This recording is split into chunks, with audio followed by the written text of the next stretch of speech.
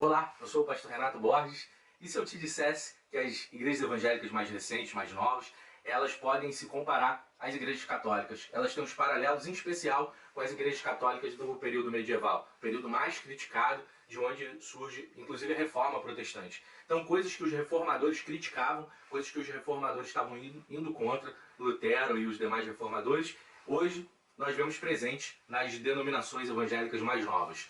Por exemplo, o papado. O Papa, o Vigário de Cristo, ele é uma figura do apóstolo Pedro na Terra. Ele é como se fosse o único apóstolo que existe na Terra no catolicismo. Ele é um representante, é uma sucessão apostólica.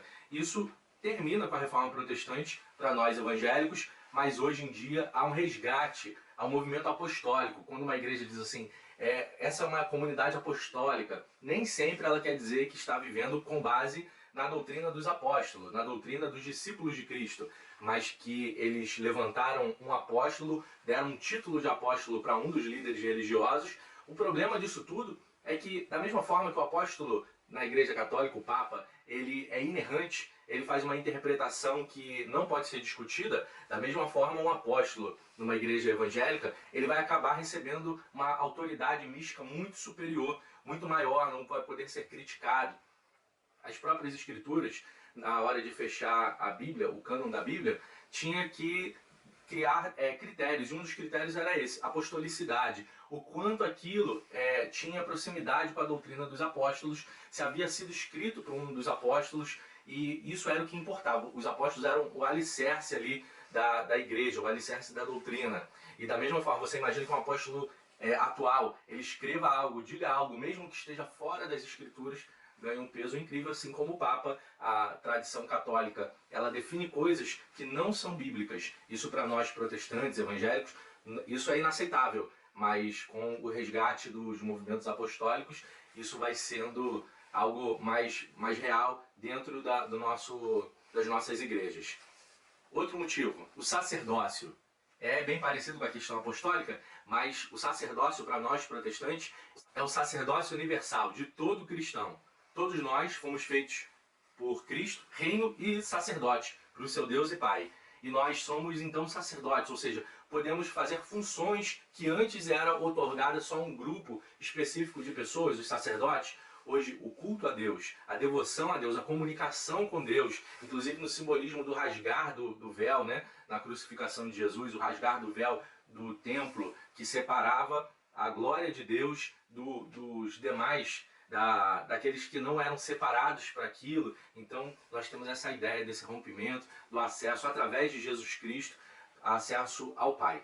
E isso vem sendo muito resgatado. Você entender que um pastor, um líder religioso evangélico seja um sacerdote, um mediador. É aquele que leva os seus sacrifícios, é aquele que tem que interceder e te dar cobertura espiritual. Ele é fundamental na sua vida, porque ele tem uma comunicação direta com Deus. É muito comum pastores que se utilizam dessa função sacerdotal, eles liberarem a bênção ou liberarem até uma maldição e exigirem que a presença deles seja fundamental em todo o ramo da vida cristã das pessoas, e que a presença dele é uma presença mística, né?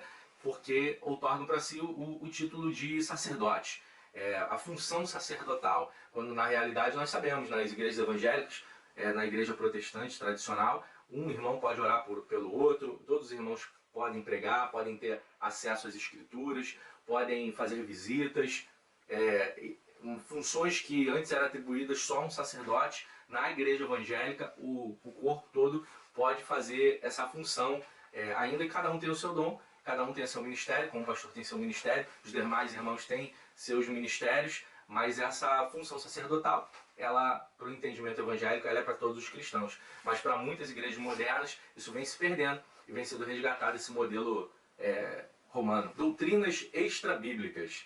Dentro do meio evangélico atual, você tem tantas conferências, tantos seminários de células, de batalha espiritual e diversas outras temáticas que não são necessariamente bíblicas. Às vezes ela dá, como eu digo sempre, dá uma pincelada na Bíblia, só que a mística inteira, a forma inteira, os estudos, eles são a partir de desdobramentos. Alguém tem uma ideia que desdobra para outra e outra e outra, e traz uma miscelânea de disciplinas ali para poder fundamentar. Então tem frases muito comuns como a unção que você honra é a unção que você atrai, ambientes de honra, coisas que são pinceladas bíblicas, mas que a definição ela é feita de uma forma manipulada, de uma forma de seita, de uma forma que é extra-bíblica. Há muitas coisas que nós encontramos nas igrejas evangélicas hoje que não tem fundamento bíblico. Se você for buscar a base bíblica, ela é rasa ou ela é nenhuma, mas ainda assim tem sido passado adiante os movimentos proféticos de atos proféticos são tirados da cartola, com objetos, com coisas assim que nem convém falar, mas são coisas extra-bíblicas, poderiam ser consideradas heresias em outro momento. Hoje, nesse movimento moderno, parece algo que já está sendo introjetado, já está entrando no imaginário popular dos evangélicos. O sincretismo religioso. O sincretismo religioso era algo que aconteceu com o catolicismo, quando se espalha pelo mundo. Vamos falar especificamente do Brasil. Nós sabemos o quanto de sincretismo nós temos no catolicismo brasileiro com as demais religiões. E isso ocorre muito hoje no movimento neopentecostal, nas igrejas mais modernas, dos objetos de outras religiões, os atos de outras religiões, desde as religiões judaicas, as religiões de matriz africana e de muitas outras sendo trazidos, algumas religiões orientais, sendo trazidas para dentro das igrejas evangélicas. Tira o simbolismo cristão, tira as imagens, os desenhos, a cruz, tira o que é típico de uma igreja cristã e traz simbolismo judaico ou de outras religiões, ou ainda imagens seculares para dentro da igreja. Então a gente vê um forte sincretismo religioso hoje dentro das igrejas evangélicas. O estopim da reforma protestante, as indulgências, as tão faladas indulgências, quando se tinha que pagar pela salvação, tinha que pagar tributos para a igreja, para a construção de seus templos, e através desses valores e de muitas outras formas de pagar, até por conta do familiar que havia falecido, para ele ter um melhor desenvolvimento no purgatório, para que ele não fosse sofrer tanto, para que ele tivesse um lugar no paraíso. Então, muitos argumentos espirituais, assim, espiritualizados, eram feitos no catolicismo antigo, e isso foi uma das grandes críticas da reforma protestante, e hoje isso vem com tudo, né? Nos movimentos evangélicos neopentecostais em diante, que você tem um apelo de ofertas e dízimos muito grande, é feito de forma mística, é dito aquela questão da oferta das primícias, que se não der o dízimo, coisas terríveis vão acontecer, oferta, se não der coisas terríveis vai acontecer, ou então, se não é pelo medo, tentam te ganhar pela ganância, se você der, você vai ser multiplicado e vai ganhar muito, aí coloca o testemunho de algum irmão que tem enriquecido e atribui ao fato dele ser dizimista e ofertante, e aí por diante. E alguns tipos de oferta tem que ser colocado no bolso do paletó do pastor, e aí se desenvolve muitas místicas sobre esse assunto, mas aqui tem mais um comparativo, domínio sobre o povo. Então no período medieval era muito criticado o poder da igreja sobre o povo, inclusive sobre os governos, a relação com os governos, a influência sobre os monarcas da Europa. Então o domínio sobre o povo era muito grande. Você ia registrar uma criança, as crianças eram registradas na igreja, você tinha ali coisas boas sendo feitas, mas foi muito criticado pelos protestantes esse domínio, e é o domínio que nós vemos muito forte em muitas denominações hoje em dia, que elas têm fortes influências na política e elas têm fortes influências no domínio sobre ali o seu próprio povo, né? o seu rebanho, a sua igreja local, um domínio de imposição, algumas igrejas altamente manipuladoras. Não vou dizer a igreja, né? Os líderes, aqueles líderes, a igreja é uma benção, né? Os irmãos são uma benção, mas aqueles líderes são altamente manipuladores, e isso se compara sim a períodos que nós criticávamos tanto da igreja católica. Se você vê uns filmes antigos, medievais, nós vamos ver os clérigos católicos dominando sobre o povo, sendo até temidos pelo povo, sendo reverenciados, tendo a mão beijada e coisas do tipo, e nós vemos isso. E para finalizar, a Inquisição. Então, a Inquisição, ela era a investigação que se fazia sobre os católicos, e eles eram lançados na fogueira, se fosse considerado bruxos, e perseguidos, presos ou coisa assim. Hoje nós temos igrejas que podem ser consideradas até seitas, são pessoas que são igrejas que fazem a excomunhão, fazem uma investigação sobre o membro, que coloca ele para fora, amaldiçoa, que ele é malquisto se ele quiser mudar de igreja, se ele for desobediente, ou coisas desse tipo. Então existe sim hoje essas diversas comparações com o catolicismo antigo, dessas igrejas, ou podemos chamar algumas de seitas. Então a renovação do apostolado, que é algo que os reformadores descartaram e está sendo retornado.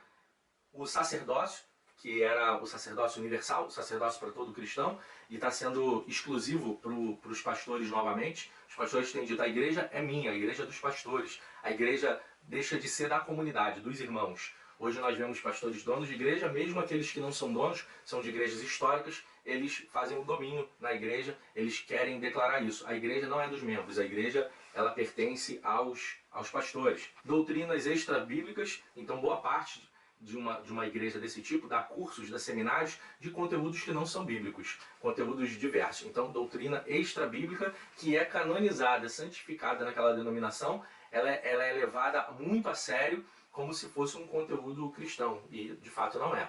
As indulgências, então o uso do dinheiro para uma bênção, para salvação, para um livramento, o uso do dinheiro para operar um milagre de alguma forma, também é muito visto hoje em dia. O sincretismo religioso, que nós víamos muito no catolicismo, hoje acontece aos montes nas igrejas modernas evangélicas. O domínio sobre o povo, e associado a esse, a Inquisição, o poder da excomunhão, era algo que na igreja evangélica era raríssimo, a excomunhão, e hoje em dia é feito aos montes, a pessoa é posta para fora, ela é investigada, como eu disse, ela é perseguida, ela é difamada e tudo mais.